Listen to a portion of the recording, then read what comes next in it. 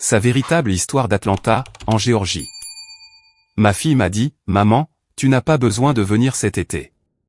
Kevin pense que ce serait mieux si nous gardions la maison du lac pour notre famille. » Après que je l'ai construite, après chaque clou, chaque dollar, chaque rêve que j'ai imprimé dans ces murs sont venus de moi. Alors je l'ai vendue.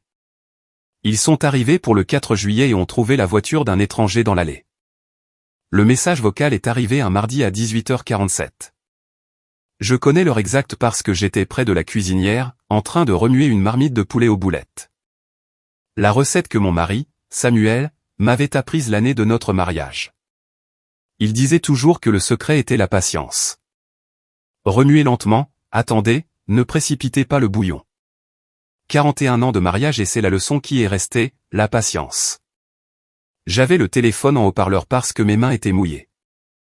La voix de ma fille a rempli la cuisine comme de l'air froid à travers une fenêtre entr'ouverte. Salut maman. Écoute. Kevin et moi avons parlé, et nous pensons que cet été, il serait peut-être préférable que tu ne viennes pas à la maison du lac. Tu sais, les enfants grandissent.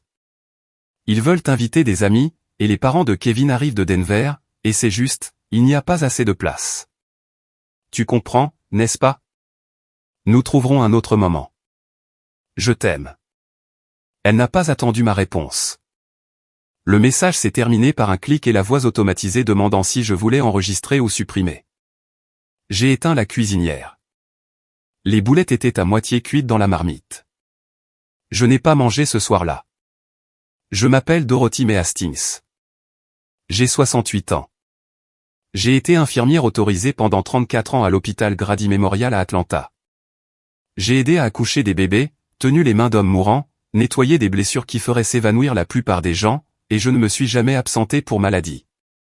J'ai pris ma retraite à 62 ans, non pas parce que j'étais fatigué, mais parce que Samuel a été diagnostiqué, et je voulais passer chaque minute restante avec lui. Il est décédé 14 mois plus tard, cancer du pancréas. Le genre qui ne négocie pas. Après sa mort, j'ai fait une promesse. Pas une promesse spectaculaire, pas le genre que l'on annonce à des funérailles sous le regard de tous. Une promesse silencieuse, murmurée dans le côté vide du lit où son oreiller gardait encore la forme de sa tête. Je lui ai dit que je construirais la maison du lac, celle dont nous parlions toujours, celle qu'il dessinait sur des serviettes au restaurant et mesurait du regard chaque fois que nous passions devant le lac Oconee. Il voulait un endroit où les petits-enfants pourraient pêcher du quai et où toute la famille s'assiérait sur le porche pour regarder le soleil se coucher derrière les pins. Il voulait un foyer extérieur. Il voulait une moustiquaire qui claque quand les enfants la traversent en courant. Il voulait un endroit qui sente le cèdre et la crème solaire et qui nous appartienne. Alors je l'ai construite. Pas du jour au lendemain, pas facilement. J'ai pris chaque sou de l'assurance vie, les combiné avec mes économies de retraite, et j'ai acheté un terrain du côté et du lac. Le terrain seul m'a coûté 87 000 $. Puis vint la construction. J'ai engagé un entrepreneur local nommé Earl, qui avait des mains comme des gants de baseball et une voix rocailleuse. Il a construit l'ossature. J'ai choisi tout le reste, les planchers en pin, la cheminée en pierre, le porche enveloppant avec la balançoire orientée à l'ouest pour pouvoir regarder le coucher du soleil sans tourner le cou. J'ai choisi moi-même la couleur de la porte d'entrée, vert sauge parce que Samuel disait toujours que le vert était la couleur de la maison. Cela a pris 11 mois. Je venais d'Atlanta tous les 2 week-ends pour vérifier les progrès. J'apportais du café et des sandwichs à Earl. Je balayais l'assure du porche avant même que les garde-corps ne soient terminés. Lorsque la cuisine fut terminée, je me suis tenu au centre, seul, et j'ai pleuré si fort que le son a rebondi sur les murs vides et est revenu à moi comme un écho d'une autre vie. Je l'ai nommé le repos de Samuel. Pas sur une pancarte ou quelque chose d'officiel, juste dans mon cœur.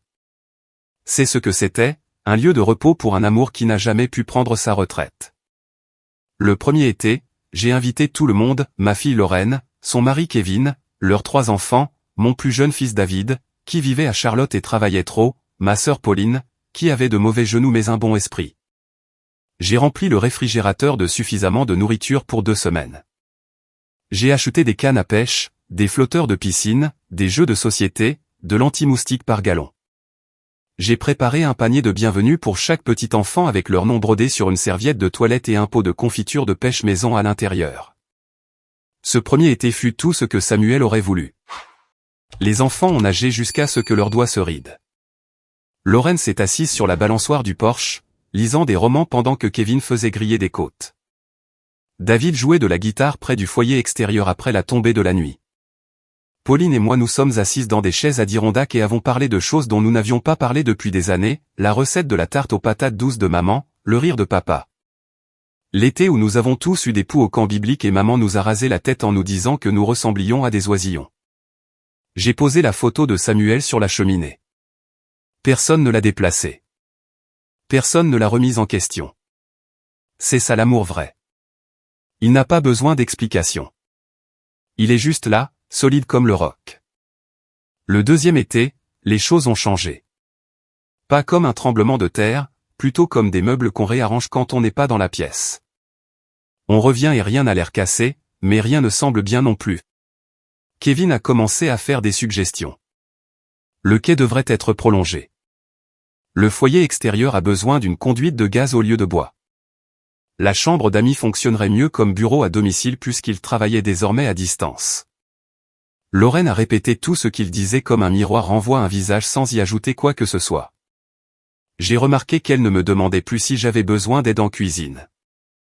Elle ne s'asseyait plus avec moi sur le porche le matin.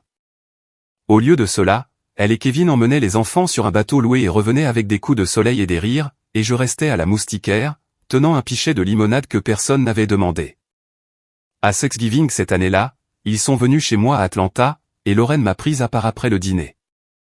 Maman, Kevin et moi pensions que, puisque nous utilisons la maison du lac plus que quiconque, il serait peut-être judicieux de la mettre à nos noms. Pour des raisons fiscales, tu sais, pour simplifier les choses. Je l'ai regardée, ma fille, mon premier-né, la petite fille que j'avais tenue contre ma poitrine quand elle avait 4 minutes et qu'elle criait déjà comme si elle avait quelque chose à dire. J'ai cherché sur son visage une trace de culpabilité, ou du moins de conscience. Il n'y en avait aucune. Elle l'a dit comme on demanderait à quelqu'un de passer le sel. Elle est à mon nom, ai-je dit. C'est là qu'elle reste. Elle a souri. Pas chaleureusement, plutôt comme une porte qui se ferme doucement. D'accord, maman. Juste une idée. Mais ce n'était pas juste une idée. Les idées ne viennent pas avec des courriels de suivi d'un avocat immobilier nommé Bradley Collins. 2 semaines après Thanksgiving, j'ai reçu une lettre chez moi. Sur papier à en-tête officielle, elle suggérait un transfert volontaire de propriété de la maison du lac à Lorraine et Kevin Mitchell, citant l'utilisation principale et l'entretien comme justification. Elle incluait une ligne de signature pour moi en bas. Je l'ai lu 3 fois, puis je l'ai plié, glissé dans l'enveloppe et placé dans le tiroir à côté de mon lit. Le même tiroir où je gardais les lunettes de lecture de Samuel et nos alliances. Je n'ai pas appelé Lorraine. Je n'ai pas appelé l'avocat. Je me suis assise sur la chaise près de la fenêtre, celle que Samuel appelait le « siège de la réflexion », et je me suis laissé ressentir chaque couche de ce qui venait de se passer. Ma fille avait engagé un avocat pour me prendre ma maison. La maison que j'avais construite avec le rêve de mon mari et mon propre argent.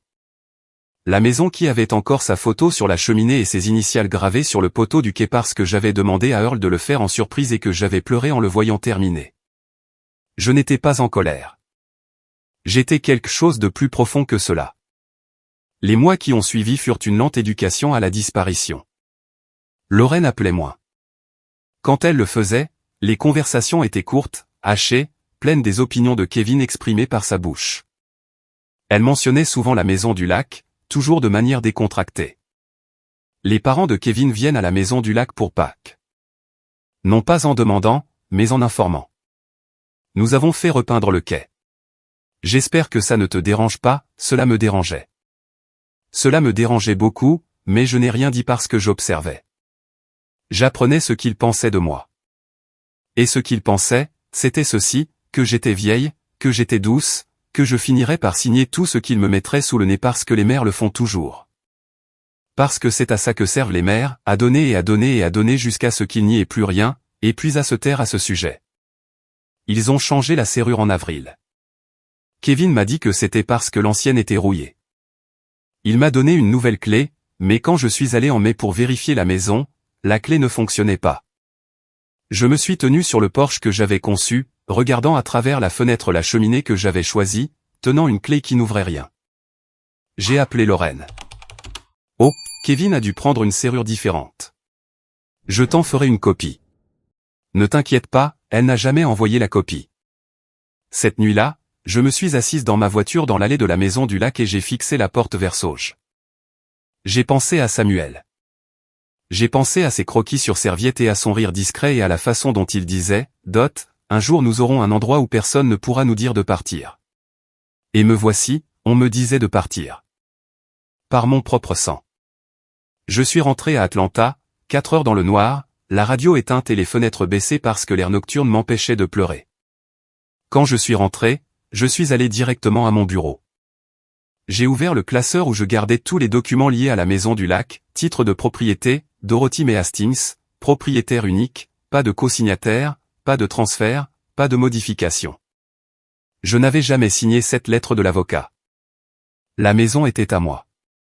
La maison avait toujours été à moi. J'ai fermé le classeur et me suis préparé une tasse de tisane à la camomille. Je me suis assise dans le siège de la réflexion et j'ai réfléchi, non pas à la vengeance, mais à la clarté. Le lendemain matin, j'ai appelé ma propre avocate, une femme nommée Grace Okafor, qui m'avait aidé avec la succession de Samuel. Je lui ai tout raconté, le message vocal, la lettre de l'avocat de Kevin, les serrures changées, l'effacement lent et délibéré. Elle a écouté sans m'interrompre. Puis elle a dit, « Dorothy, ils n'ont aucune base légale. Cette maison est à toi. » « N'importe quoi, ai-je demandé. « N'importe quoi. » Je l'ai remercié et j'ai raccroché. Puis j'ai ouvert mon ordinateur portable et tapé 2 mots dans une barre de recherche, « Agents immobiliers la Coconnet ». Je n'ai pris aucune décision ce jour-là. Au lieu de cela, j'ai donné à Lorraine une dernière chance. Je l'ai appelée. Non pas pour supplier, ni pour confronter, juste pour voir. « Salut ma chérie, je pensais venir à la maison du lac le week-end prochain. Peut-être apporter de cette confiture de pêche que les enfants aimaient. » Une pause. Puis cette voix, celle qui m'appelait maman et qui m'appelait maintenant un problème. « Maman, je t'ai dit que les parents de Kevin sont là tout le mois. C'est juste plus facile si tu attends. Peut-être en août. » Août, ai-je répété. Oui, nous trouverons une solution. Elle a raccroché la première. Elle raccrochait toujours la première. C'était le 14 juin. Le 16 juin, j'ai mis la maison du lac en vente. Je l'ai mise au prix de 340 000 $. Le marché était chaud. Les propriétés du lac Coconnet se vendaient rapidement. En 9 jours, j'ai eu 3 offres. J'ai accepté la plus élevée, 361 000 $, d'un couple de retraités de Savannah qui m'ont dit qu'ils prévoyaient d'y passer chaque Noël avec leurs petits-enfants. J'ai serré leurs mains et souri parce que je savais qu'ils le pensaient. La clôture était prévue pour le 2 juillet, 2 jours avant le 4 juillet, le même 4 juillet que Lorraine et Kevin avaient prévu de passer à la maison du lac avec ses parents. La même maison du lac où ils avaient changé la serrure et retiré mon accueil et réorganisé le rêve d'un homme mort pour leur confort. Je ne leur ai rien dit. J'ai signé les papiers au bureau de Grace. Elle m'a tendu le chèque. Je l'ai plié et l'ai mis dans mon sac à main à côté d'une photographie de Samuel debout sur le porche inachevé, souriant comme un homme qui avait trouvé exactement sa place. « Ça va ?» a demandé Grace. « Mieux que je ne l'ai été depuis des années, ai-je dit. » Le 3 juillet, Lorraine a appelé. Sa voix était différente, aiguë, paniquée. « Maman, qu'est-il arrivé à la maison du lac ? Les parents de Kevin viennent d'arriver et il y a des étrangers sur le porche. Quelqu'un a dit qu'il l'avait acheté. Maman, qu'est-ce qui se passe ? » J'ai laissé le silence durer 3 secondes complètes. Puis j'ai parlé. Je l'ai vendu. Lorraine, tu quoi ? J'ai vendu la maison du lac. Ma maison du lac. Celle que j'ai construite. Celle que tu as essayé de me prendre avec une lettre d'avocat et une serrure changée et un message vocal me disant de ne pas venir. Elle a commencé à parler, mais je n'avais pas fini. Tu m'as dit qu'il n'y avait pas assez de place. Tu m'as dit que les parents de Kevin avaient besoin d'espace. Tu m'as dit d'attendre août comme si j'étais une invitée dans une maison que j'ai construite de mes propres mains dans le rêve de mon mari décédé. Alors j'ai fait de la place, Lorraine. J'ai fait de la place pour les gens qui le méritent. Maman, tu ne peux pas juste. Je l'ai déjà fait. Et je veux que tu m'entendes clairement parce que je ne le dirai qu'une seule fois. J'ai 68 ans. J'ai passé 34 ans à prendre soin du corps des autres. J'ai passé 41 ans à prendre soin de ton père. J'ai passé 3 ans à construire cette maison pour que cette famille ait un endroit pour se souvenir de lui. Et qu'as-tu fait? Tu as changé les serrures. Tu as engagé un avocat. Tu m'as dit de ne pas venir. Alors n'ose pas rester là et faire semblant d'être confuse quant à la raison pour laquelle la porte est fermée. Elle pleurait maintenant. J'entendais Kevin en arrière-plan, sa voix sèche, exigeante. Je m'en fichais. Je t'aime, Lorraine. Je t'aimerai toujours. Mais je ne me laisserai pas effacer par les gens autour desquels j'ai bâti ma vie. Plus maintenant. J'ai raccroché. Et je pensais chaque mot. Les appels sont arrivés comme une horloge après cela. Lorraine, Kevin, même la mère de Kevin, une femme avec qui je n'avais été que gentille. Les messages vocaux s'accumulaient, certains en colère, certains suppliants. Kevin en a laissé un disant, c'est une affaire de famille, et vous en avez fait un cauchemar juridique. Comme si je n'avais pas été celle qui avait maintenu la famille unie depuis la mort de Samuel. Comme si le mot « famille » n'avait d'importance que lorsqu'ils avaient besoin de quelque chose de moi. David a appelé aussi. Mon fils. Mais sa voix était différente, calme, prudente. Maman. J'ai entendu ce qui s'est passé. Tu vas bien? Je vais bien, mon chéri. Je veux juste que tu saches que je ne suis pas en colère. Je pense que tu as fait ce que tu avais à faire. J'ai pressé le téléphone contre ma poitrine et l'ai tenu là un instant. Puis je l'ai ramené à mon oreille. Merci, David. Papa aurait fait la même chose, a-t-il dit. J'ai souri si fort que mon visage en a eu mal. L'argent de la vente est resté sur mon compte pendant 2 semaines. 361 000 $. Je n'y ai pas touché, non pas parce que je ne savais pas quoi en faire, mais parce que je voulais être sûr. J'avais passé 3 ans à construire quelque chose par amour, et je l'avais vu se défaire par le sentiment de droit. Je ne ferai plus cette erreur. Cette fois, chaque dollar irait là où il serait ressenti, là où il serait honoré. J'ai commencé par une liste. Je l'ai écrite à la main sur un bloc-notes jaune, assise à ma table de cuisine avec le ventilateur de plafond qui cliquait au-dessus de moi. En haut, j'ai écrit « Les femmes qui sont restées ». Hattie, 73 ans, ma voisine depuis 22 ans. Elle a élevé 4 petits-enfants après que sa fille soit allée en prison, et aucun d'eux ne l'avait appelée depuis leurs 18 ans. Elle gardait toujours leurs photos d'école sur la cheminée. Ernestine, 70 ans. Elle conduisait le van de l'église tous les dimanches pendant 15 ans. Ne manquait jamais un ramassage. Ne demandait jamais d'argent pour l'essence. Son mari l'avait quittée pour une femme de moitié son âge. Et elle m'a dit un jour, il ne me manque pas. La personne que je pensais qu'il était me manque. Claudette, 69 ans, postière retraitée. Elle avait une mauvaise hanche et un bon cœur et n'avait pas quitté l'État de Géorgie depuis 11 ans. Quand je lui ai demandé une fois où elle irait, si elle pouvait aller n'importe où, elle a dit, quelque part avec un océan. Je n'ai jamais entendu les vagues.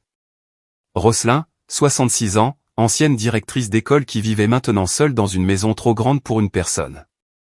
Elle chantait à la chorale tous les dimanches, sa voix la plus forte dans la pièce, puis rentrait dîner seule devant la télévision. Pearl, 71 ans, elle avait enterré 2 maris et un fils. Elle m'a dit un jour lors d'un dîner d'église, « Les gens pensent que je suis forte parce que je ne pleure pas en public, mais je pleure toutes les nuits, Dorothy. » Chaque nuit. Je les ai appelées chacune. 5 appels téléphoniques, 5 silences stupéfaits. Tu veux m'emmener où? Hilton et l'Islande, ma chère. Une semaine, vue sur l'océan. C'est ma tournée. Mais pourquoi? Parce que j'ai l'argent et j'ai l'amour, et j'en ai fini de donner les deux à des gens qui les gaspillent. J'ai réservé une maison en front de mer à Hilton Head. 6 chambres, un grand Porsche, une vue sur l'Atlantique qui vous ferait croire en Dieu si vous ne le faisiez pas déjà. J'ai demandé une longue table à manger, le genre avec suffisamment de place pour que tout le monde puisse s'asseoir ensemble sans que personne ne soit poussé sur le côté. J'ai envoyé une boîte en avance avec des bougies, un livre d'or et la photographie encadrée de Samuel, celle où il est debout sur le porche à moitié construit, riant de quelque chose que j'avais dit et que ni l'un ni l'autre ne pouvions nous souvenir. Quand nous sommes arrivés, j'ai posé sa photo au centre de la table à manger. Ernestine a touché le cadre doucement. Il a l'air d'un homme qui savait aimer, a-t-elle dit. Il l'était, ai-je dit. Il était exactement ça. Ce premier soir, nous nous sommes assises sur le porche et avons écouté l'océan. Personne n'a parlé pendant longtemps. Les vagues venaient et repartaient comme une respiration, et nous sommes restées assises là. 6 femmes dans des fauteuils à bascule ressentant quelque chose qu'aucune d'entre nous n'avait ressenti depuis des années, la permission. La permission d'exister sans être utile. De prendre de la place sans s'en excuser. D'être dans un endroit magnifique sans l'avoir gagné par la souffrance. Claudette fut la première à pleurer. Elle se tenait au bord du porche, regardant l'eau, et les larmes sont venues silencieusement, coulant sur ses joues et captant la lumière du porche. Je les entends, a-t-elle murmuré. Les vagues, elles ressemblent à des applaudissements. Nous avons passé cette semaine à ne rien faire d'important et tout ce qui était significatif. Nous avons préparé le petit déjeuner ensemble. Nous avons marché pieds nus sur la plage. Nous nous sommes pris en photo, pas des selfies. De vraies photos, le genre où quelqu'un d'autre tient l'appareil et vous dit de sourire, et vous n'avez pas besoin de faire semblant parce que vous l'êtes déjà. Hattie s'est assise dans le sable un matin et a construit un château de sable de ses mains nues comme si elle avait 8 ans. Pearl a nagé dans l'océan pour la première fois de sa vie et en est sortie en criant « Je n'ai plus peur de rien ». Roselyne a chanté sur le porche après le dîner et les voisins sont venus écouter. Et pendant un instant, elle n'était pas seule. Elle était le centre de quelque chose. Chaque soir, nous avons allumé une bougie à côté de la photo de Samuel. Chaque femme a dit une chose qu'elle aurait aimé que quelqu'un lui dise quand elle était plus jeune. Hattie a dit, tu as le droit d'arrêter de donner. Ernestine a dit, la bonne personne ne te fera pas te sentir petite. Claudette a dit, tu n'as pas besoin d'être forte tout le temps. Roselyne a dit, le silence n'est pas la paix. C'est juste le silence. Pearl a dit, le chagrin ne signifie pas que ta vie est finie. Cela signifie que ton amour était réel. Et quand ce fut mon tour, j'ai regardé le visage de Samuel sur cette photo et j'ai dit, tu n'as jamais été un fardeau. Tu étais la raison. Le dernier soir, nous avons marché jusqu'au rivage. La lune était basse et pleine, rendant l'eau argentée. Nous nous sommes tenus en ligne, 6 femmes aux pieds nus et au cœur plein. Et nous avons laissé les vagues nous laver les chevilles. Personne n'a dit que c'était une guérison. Personne n'a appelé cela thérapie ou auto-soin ou émancipation. C'était plus simple que cela. C'était juste des femmes vues. Enfin, tranquillement, complètement vues. L'email de Lorraine est arrivé 3 semaines après mon retour. J'étais dans la cuisine à faire de la confiture de pêche. La recette de Samuel, celle qui demandait plus de patience que de sucre. Mon ordinateur portable était ouvert sur le comptoir et la notification a retenti. Objet, peut-on parler? Je l'ai ouvert. Maman, je sais que les choses ont été difficiles. Kevin et moi avons traversé beaucoup de choses depuis la situation de la maison du lac. Nous avons dû annuler nos plans pour le 4 juillet, évidemment, et les enfants étaient vraiment contrariés. Les parents de Kevin ont dû prendre un hôtel à la dernière minute, et c'était embarrassant pour tout le monde. Je ne dis pas que tu avais tort de te sentir blessé. Peut-être aurions-nous dû mieux communiquer. Kevin admet qu'il aurait pu gérer la question de la serrure différemment, et peut-être que la lettre de l'avocat était de trop. Nous essayons juste d'être pratiques. Mais voici le problème, maman. Nous sommes dans une situation financière difficile. Le bonus de Kevin n'est pas arrivé, et les frais de scolarité des enfants sont dus le mois prochain. Je me demandais si tu pouvais aider. Pas beaucoup. Peut-être 15 000 $ pour couvrir le manque. Nous sommes toujours une famille. Je sais que nous avons une eau différence, mais je ne veux pas que l'argent nous sépare. Fais-moi savoir, je t'aime. Je l'ai lu 2 fois. Puis je l'ai lu une fois de plus pour m'assurer que je n'imaginais pas les choses. Elle ne s'est pas excusée, elle a expliqué. Elle a rationalisé. Elle a mentionné l'embarras de Kevin comme si c'était une blessure égale à la mienne. Et puis en bas, comme un reçu agrafé au dos d'une carte de condoléances, elle a demandé de l'argent, 15 000 $, à la mère qu'elle avait enfermée hors de sa propre maison, à la femme qu'elle avait essayé d'effacer de l'acte de propriété, à la personne à qui elle avait dit de ne pas venir. J'ai pensé aux femmes à Hilton Head, à Claudette entendant l'océan pour la première fois, à Pearl nageant les bras tendus, à la bougie brûlant à côté de la photographie de Samuel pendant que 6 femmes disaient la vérité dans la nuit. Puis j'ai pensé à cet email. Ce petit email égoïste et familier, du genre qui suppose que l'amour d'une mère est un compte bancaire sans limite de retrait, du genre qui confond la culpabilité avec la générosité et le silence avec le consentement. J'ai survolé le bouton de réponse. Puis j'ai fermé l'ordinateur portable. Il n'y avait rien à dire. Parce que si vous devez expliquer à votre propre fille pourquoi vous ne financerez pas la vie de quelqu'un qui vous a enfermé hors de votre propre maison, alors l'explication n'a jamais été le problème. L'écoute l'était. Je suis retourné à ma confiture. Je l'ai remuée lentement comme Samuel me l'avait appris. La cuisine sentait l'été et le sucre est quelque chose qui aurait pu être la paix. J'ai pensé à cette porte verte, la porte d'entrée vers Sauge que j'avais choisie pour la maison du lac. J'ai pensé à me tenir de l'autre côté, tenant une clé qui ne fonctionnait plus, regardant par la fenêtre une vie que quelqu'un avait réorganisée sans ma permission. Et puis j'ai pensé à une autre porte. Celle de la maison de Hilton Head. Celle que Claudette a franchie pour la première fois et a halté parce qu'elle pouvait voir l'océan depuis l'entrée. Celle que Hattie a calée avec une sandale pour laisser passer la brise. Celle qui n'était jamais verrouillée. Pas une seule fois. C'est la différence entre une maison et un foyer. Une maison a des serrures. J'ai éteint la cuisinière et versé la confiture dans des bocaux maçonnes, 6 d'entre eux, un pour chaque femme. Je les enverrai demain avec une note à l'intérieur de chaque couvercle. Une seule ligne, la même ligne que Samuel me disait chaque matin avant de partir au travail, avant le cancer, avant le silence, avant tout cela. Tu es mon endroit préféré. Parce qu'elles l'étaient, ces femmes ordinaires, extraordinaires, oubliées, belles. Elles étaient l'endroit que je cherchais. Pas une maison au bord du lac, pas une villa en front de mer, pas une famille qui ne voulait de moi que lorsque je payais, juste une table assez longue pour tout le monde, juste une porte qui restait ouverte, juste une bougie brûlant constamment au centre de tout cela. Éclairant les visages de personnes qui, enfin, par miséricorde, se sentaient comme à la maison. Si cette histoire vous a touché, si vous avez déjà construit quelque chose de beau et l'avez vu être pris par les gens pour qui vous l'avez construit, si vous vous êtes déjà tenu du mauvais côté d'une porte que vous avez payée, alors vous avez votre place ici. Voici Spirit Tales, où les femmes oubliées deviennent inoubliables. Où le silence devient force, où l'amour que vous avez donné vous revient de façons inattendues. Si vous croyez que la gentillesse n'est pas une faiblesse et qu'être ignoré n'est pas la fin de votre histoire, mais le début d'une meilleure, alors abonnez-vous à Spirit Tales dès aujourd'hui parce que chaque femme mérite d'entendre les vagues.